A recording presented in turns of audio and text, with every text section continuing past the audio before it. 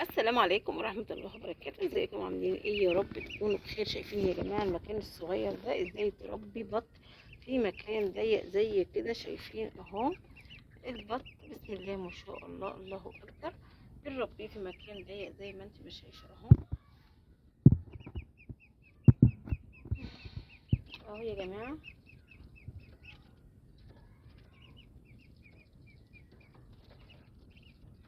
اهو يا جماعة شايفين، بسم الله ما شاء الله. بنربي البط في بوكس صغير اهو. ازاي تربيه في بوكس صغنن وهيطلع معاكي جميل برضه وحلو. طبعا بتجيبي بوكس صغنن كده وتعمليه وتربي فيه احلى شوية طيور، مش شرط يكون مكان.